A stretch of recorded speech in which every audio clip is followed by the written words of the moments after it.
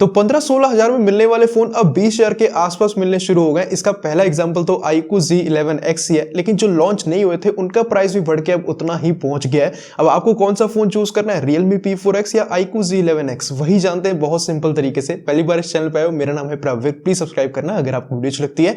सबसे पहले अगर आप प्राइसिंग देखोगे, बिना ऑफर के iQOO वाला महंगा है, 19 हजार का मिलेगा, Realme वाला 18 हजार का है। ऑफर के बाद iQOO वाला 17 हजार का, Realme वाला 16 हजार तक पहुंच जाता है। तो इस Realme वाला थोड़ा सस्ता आपको मिलता है, लेकिन सीधे अगर आप बॉक्स कंटेंट देखोगे, दोनों ने अच्छा काम किया है। iQOO भी आपको बॉक्स में सब कुछ देता है, कुछ भी अलग से नहीं खरीदना है। Realme के अंदर भी आपको बॉक्स के अंदर सब कुछ मिल रहा है, तो बॉक्स कंटेंट के अंदर इन लोगों ने अच्छा काम किया है। अब अगर इनका डिजाइन देखोगे, दोनों ही काइंड ऑफ डिफरेंट डिजाइन लेके आते हैं। Realme में थोड़ा क्लीन सिंपल डिजाइन है, ये अच्छा लग रहा है, और iQOO में हल्का सा एक लाइन लाइन सा पैटर्न आपको मिलता है। वैसे दोनों को साइड से देखोगे, साइड में दोनों ने फिंगरप्रिंट स्कैनर दिया है, जो कि हर बार और काफी फास्ट काम कर रहा है, लेकिन वेट के अंदर बड़ा डिफरेंस है। Realme वाला जो है 210 ग्राम तक पहुंचता है, iQOO वाला 222 ग्राम तक पहुंच जाता है। अब एटलीस्ट iQOO ने ये सही कर दिया था कि हल्का सा कर्व दिया एजेस पे। अगर आप Realme से कंपेयर करोगे, वहां शार्प एजेस आपको मिलते हैं, थोड़ा सा हाथ में अच्छा फिट हो जाता है। लेकिन दोनों फोन को जैसे आप हाथ में पकड़ते हो, आपको क्लियर फील होगा iQOO वाला काफी भारी है अगर आप Realme से कंपेयर करोगे। तो इस फिट के अंदर जरूर हल्के से कर्व की वैसे अच्छा फिट हो रहा है, लेकिन कंफर्टनेस के अंदर ये ज्यादा कंफर्टेबल आपको फील होगा।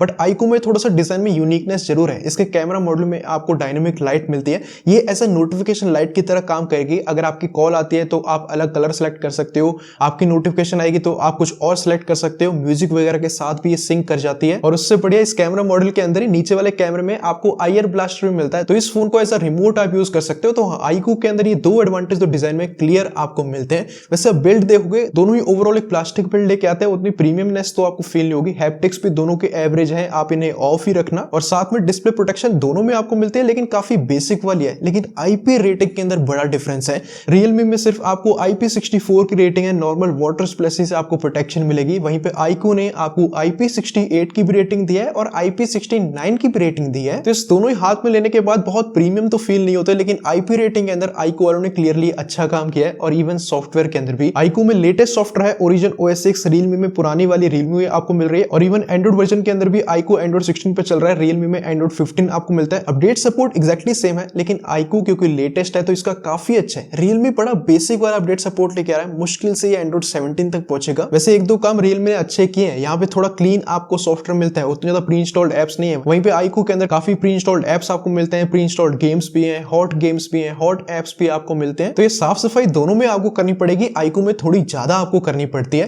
वैसे एक चीज और हमने नोटिस की, Realme में गैलरी में आपको ज्यादा AI फीचर मिल रहे हैं, iQOO के अंदर आपको कम AI फीचर मिलते हैं। कम क्या, दो ही आपको मिल रहे हैं। और एक चीज अच्छी है, दोनों में बेसिक फीचर सारे हैं, जैसे ऐप लॉक है, ड्यूल एप्स है, ऐप हाइड वगैरह आप कर सकते हो। चुपके से कॉल रिकॉर्डिंग करनी है, आपको दोनों में खुद का डायलर मिलता है, उसमें वो भी आप कर पाओगे। और साथ में एनिमेशन भी, Realme में भी आपको एनिमेशन मिलते हैं। हल्का सा iQOO में जो एनिमेशन है वो थोड़े और स्मूथ आपको फील होंगे, क्योंकि इसमें नया वाला सॉफ्टवेयर है, ये ज्यादा ऑप्टिमाइज्ड आपको फील होगा। और साथ में जो लॉक स्क्रीन कस्टमाइजेशन है, Realme में बड़ी बेसिक वाली है, कुछ भी ऐड नहीं हुआ है, क्योंकि ये पुरानी UI पे चल रहा है। वहीं पे iQOO के अंदर सारे लेटेस्ट कस्टमाइजेशन है, जैसे बड़ी बड़ी सी आप क्लॉक लगा सकते हो, उसके साथ में आपको डेप्थ इफेक्ट भी मिल जाता है, और आपको फ्लिप कार्ड वाला भी फीचर मिलता है। आप डिस्प्ले को फ्लिप करोगे, आपके वॉलपेपर भी साथ साथ में फ्लिप करते जाएंगे। और म्यूजिक वगैरह सुन रहे हो, आपको ओरिजिन आइलैंड जैसा भी फीचर मिलता है। और बेस्ट पार्ट है, कुछ भी होल्ड करते हो, ऊपर को ड्रैग करके आप कहीं पे भी शेयर कर सकते हो। ऐसा कुछ भी आपको Realme के अंदर नहीं मिलता है। तो हाँ, iQOO की तारीफ बनती है, लेटेस्ट सॉफ्टवेयर दे दिया, इसकी वजह से अपडेट सपोर्ट अपने आप ही बेटर हो गया। और Origin OS 6 के ऑलमोस्ट सारे फीचर यहाँ पे ले आए, AI फीचर में थोड़ी सी कटौती की है, बट सॉफ्टवेयर एक्सपीरियंस इसका काफी अच्छा है। और अभी तक मेरा भी एक्सपीरियंस आपको अच्छा लग रहा है तो प्लीज वीडियो को लाइक, शेयर एंड कमेंट कर दो, इससे ना वीडियो चलने के चांस ज्यादा रहते हैं। कुछ भी आप कमेंट कर सकते हो।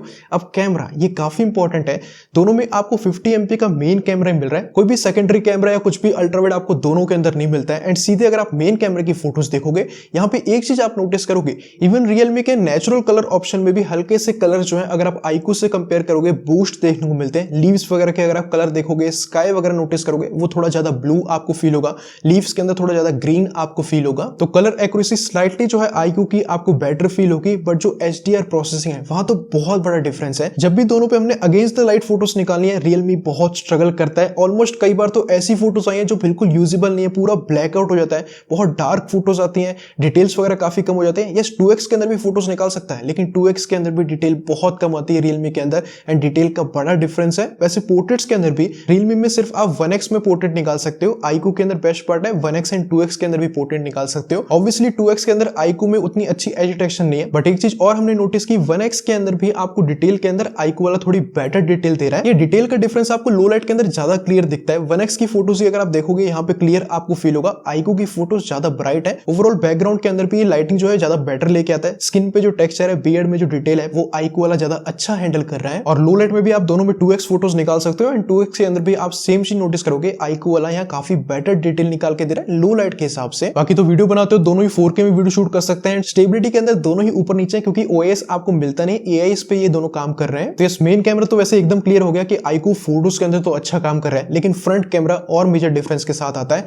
iQOO में फाइनली 32 MP का सेल्फी कैमरा, Realme के अंदर 8 MP का आपको सेल्फी कैमरा मिलता है, जिसकी वजह से अगर आप डे टाइम में फोटोज देखोगे इतना मेजर क्लियरली यहाँ पे आपको फील नहीं होगा, लेकिन हल्का सा यहाँ पे आपको फील होगा कि iQOO की जो डिटेल है वो फेस पे ज्यादा अच्छी निकल के आ रही है। और यहाँ पे एटलीस्ट ये चीज अच्छी की है, Realme कहीं पे भी कुछ ओवर एक्सपोज एटलीस्ट नहीं कर रहा है। यहाँ पे अगेंस्ट द लाइट फोटोज निकाली थी, एटलीस्ट यहाँ पे Realme वाला सेल्फीज के अंदर तो अच्छा हैंडल करता है। पोर्ट्रेट फोटोज देखोगे एज डिटेक्शन भी बहुत सिमिलर आपको फील होता है। यहाँ पे भी हल्का सा आप नोटिस करोगे कि iQOO की डिटेल ज्यादा है, बट ज्यादा क्लियर डिटेल आप लो लाइट में नोटिस करोगे। लो लाइट में क्लियरली फील होता है कि यार iQOO की जो डिटेल है वो बहुत ज्यादा बेटर है। यहाँ पे स्किन टोन ज्यादा अच्छी मेंटेन कर रहा है। ओवरऑल फोटो ज्यादा ब्राइट और यूनिफॉर्म लाइटिंग लेके आते हैं। बैकग्राउंड में भी हल्की सी डिटेल आपको iQOO के अंदर ज्यादा अच्छी मिलती है और सेल्फी में वीडियो के अंदर भी थोड़ा सा iQOO एडवांटेज लेके आता है। इससे आप 4K में वीडियो शूट कर सकते हो। Realme मैक्सिमम 1080p में शूट करता है। यस, 4K में स्टेबल वीडियो शूट नहीं होती है। अगर आपको स्टेबल वीडियो चाहिए तो दोनों में ही आपको 1080p में वीडियो शूट करनी पड़ेगी, लेकिन एटलीस्ट iQOO में आपको 4K का सपोर्ट मिल रहा है। वैसे तो वीडियो के अंदर ही आपको क्लियर हो गया होगा, लेकिन सारी फोटोज मैंने गूगल ड्राइव में सेव कर दी, आप खुद जाके चेक करना। iQOO का कैमरा आपको बेटर फील होगा। अब वैसे नेटवर्क देखोगे दोनों ही इंडोर में 5G प्लस और व्यूनर आपको अच्छा देते हैं। वैसे सिम स्लॉट के अंदर डिफरेंस है। Realme में आप या तो 2 सिम लगा सकते हो या 1 सिम और 1 SD कार्ड, लेकिन iQOO के अंदर ऐसा कुछ नहीं है। आप यहाँ पे 2 सिम ही लगा सकते हो, कोई SD कार्ड का ऑप्शन नहीं है। बट जो माइक क्वालिटी और कॉल क्वालिटी है, वैसे तो दोनों ही 2 माइक लेके आ रहे हैं, लेकिन थोड़ी माइक क्वालिटी सुनना। इस टाइम पे हम आउटर में पीछे देखोगे सड़क है, उस पर व्हीकल चल रहा है। दोनों फोन में बारी बारी से आपको ऑडियो सुना दो ताकि आपको क्लियर आइडिया मिल जाए कि किसकी माइक की क्वालिटी आपको अच्छी मिलती है। तो हाँ, Realme वाले 2 माइक के साथ भी बड़ा अजीब सा काम कर रहे हैं। वोकल्स में आपको बिल्कुल डेप्थ फील नहीं होती जितनी iQOO के अंदर आपको फील होती है। कॉल क्वालिटी एक्सपीरियंस या माइक क्वालिटी एक्सपीरियंस आपको iQOO के अंदर ज्यादा अच्छा मिल रहा है। अब उसकी बात करें जहां पे बजट फोन थोड़ा स्ट्रगल करते हैं परफॉर्मेंस के अंदर, तो दोनों ने अच्छा काम किया कि एटलीस्ट आपको MediaTek का 7400 प्रोसेसर दिया। iQOO में एक आपको एक्स्ट्रा नाम थोड़ा टर्बो उसके पीछे ऐड हो गया है। बाकी दोनों में LPDDR4X रैम और UFS 3.1 की आपको स्टोरेज मिलती है। स्कोर्स वगैरह भी देखोगे एक्जैक्टली सेम आपको मिलते हैं। ये जनरली वैसे ब्रांड करते हैं कि कई प्रोसेसर के पीछे टर्बो वगैरह अल्ट्रा वगैरह ऐड करते हैं ताकि प्रोसेसर थोड़ा नया फील हो, वरना स्कोर वगैरह बड़े सेम कर रहे हैं। और अगर हमने लाइव टेस्ट किया ना, यहाँ पे एक चीज हमने नोटिस की, iQOO को थोड़ी ऑप्टिमाइजेशन की जरूरत है, थोड़े अपडेट्स की जरूरत है। Realme में 2-4 अपडेट आ चुके हैं, तो हमने ये छोटे छोटे एप्स ही ओपन किए थे एंड Realme वाला इससे अच्छा हैंडल कर रहा है। ये मैं क्यों कह रहा हूँ कि iQOO को थोड़े अपडेट की जरूरत है, क्योंकि जब हमने जेस्चर को हल्का सा राइट एंड लेफ्ट स्वाइप करने की कोशिश की, वो हो नहीं रहा है। हल्का सा जिटरीनेस या कोई बग होगा सॉफ्टवेयर के अंदर या परफॉर्मेंस में ऑप्टिमाइजेशन की जरूरत है, क्योंकि अभी तक iQOO में एक भी अपडेट नहीं आया। वहीं पर Realme के अंदर तो 6-7 अपडेट आ चुके हैं, तो इसमें परफॉर्मेंस में इंप्रूवमेंट आपको ऑब्वियसली दिखेंगी। बट इवन जब हमने बड़ा गेम लॉन्च किया, जैसे बीजीएमआई लॉन्च किया, हल्की स्पीड इंक्रीज करते हैं, यहाँ पे दिखा कि iQOO वाला इससे पहले लॉन्च कर देता है। बट ग्राफिक्स सपोर्ट के अंदर Realme वाला आपको 90 FPS का सपोर्ट देता है, वहीं पे iQOO वाला जो है 60 FPS का सपोर्ट देता है। देखो कांस्टेंट गेमिंग करनी है तो दोनों ही 60 FPS पे कराते हैं। जैसे iQOO में 60 FPS हमने नोटिस किया बहुत ही स्टेबल है, एनिमीज वगैरह रश तक कर देता है, फिर भी हमें काफी स्टेबल FPS मिले। लेकिन Realme में 90 FPS का सपोर्ट है, तो उसका ग्राफ आप देखोगे कितना अनस्टेबल देखने को मिलता है। कई बार तो ये 60 FPS से भी नीचे पहुंच जाते हैं। तो ये सपोर्ट तो Realme के अंदर आपको मिल रहा है, लेकिन दोनों ही आपको 60 FPS में कांस्टेंट गेमिंग करा सकते हैं। वैसे हमने एक और हैवी टास्क किया था, वीडियो रेंडर टेस्ट किया था। दोनों में सेम वीडियो ऐड कर दिए, काइनमास्टर में एक्सपोर्ट करते हैं सेम टाइम पे, हल्की स्पीड इंक्रीज करते हैं एंड इसे भी iQOO वाला स्लाइटली जल्दी रेंडर कर देता है। बट यहाँ पे भी मेजर डिफरेंस आपको नहीं मिलता। ऑब्वियसली दोनों ही बहुत सेम प्रोसेसर है, लेकिन हीटिंग के अंदर हल्का सा डिफरेंस है।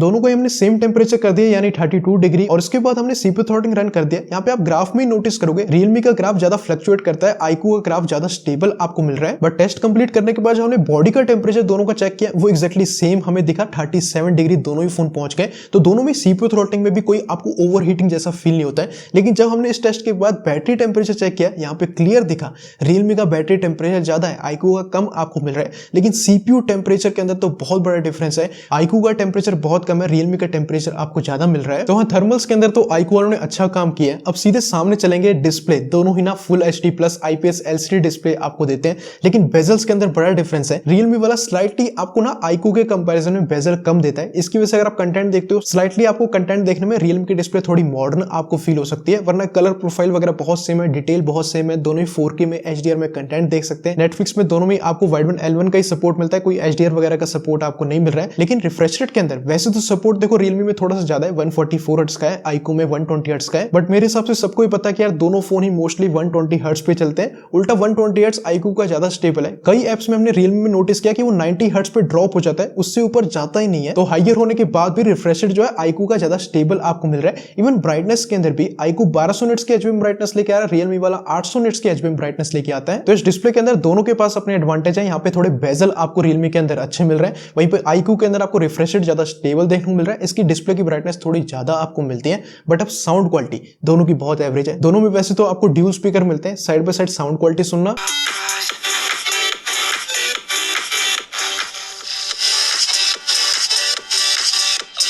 तो इस वैसे तो टेस्ट में आपने नोटिस कर लिया दोनों स्पीकर आपको लाउड तो मिलते हैं, लेकिन डिटेल वगैरह दोनों में आपको कम मिलती है। बेस वगैरह भी नहीं है, डेप्थ वगैरह आपको कुछ नहीं मिल रहा है। खैर अब आखिर में हमने दोनों फोन को सब कुछ ही कंपेयर कर दिया है और दोनों के मैं पॉजिटिव साइड बाय साइड आपको लिख के देता हूँ। यस, iQOO वाला थोड़े ज्यादा एडवांटेज आपको दे रहा है, बट अभी यही मैं आपको रिकमेंड करूंगा, ऑफर के अंदर अगर इस फोन को आप 17,000 के आसपास लेते हो फिर तो थोड़ी ये वैल्यू आपको प्रोवाइड कर देता है। वरना फुल प्राइसिंग पे अगर आप ऑलरेडी कोई ठीक ठाक फोन यूज कर रहे हो और इतनी अर्जेंसी नहीं है कि आपको नया फोन लेना है, तो अभी आप रुक जाओ। हो सकता है जो प्राइसिंग वगैरह अभी आपको इतनी खराब देखने को मिल रही है वापस जाए थोड़े टाइम बाद। आई थिंक 1 साल तो लगेगा इसके अंदर, तो 1 साल तक अगर आप कोई ऐसा फोन यूज करो जो चल जाएगा तो वेट कर सकते हो, मेरे हिसाब से वो बेस्ट रहेगा। वरना इकलौता फोन है जिसने अभी तक प्राइस हाइक नहीं किया और 15,000 के अंदर अभी भी आपको मिल रहा है और काफी अच्छी वैल्यू प्रोवाइड कर रहा है, वो Moto G57 पावर है। उससे मैंने टैग कर दिया है, वो भी जाके आप चेक कर सकते हो। बट फिर भी अगर इन दोनों फोन में आप कंफ्यूज थे कौन सा फोन आपको चूज करना चाहिए, तो आई थिंक क्लियरली आपको इसमें आइडिया मिल गया होगा। फिर भी कोई सवाल रह गया तो कमेंट सेक्शन में पूछना। बाकी मैं तो ऐसी सिंपल स्टेटस पॉइंट्स बनाता रहता हूं, तो प्लीज सब्सक्राइब करके बेल आइकन कॉल पे करना। वीडियो अभी तक लाइक एंड शेयर नहीं किया है वो कर देना।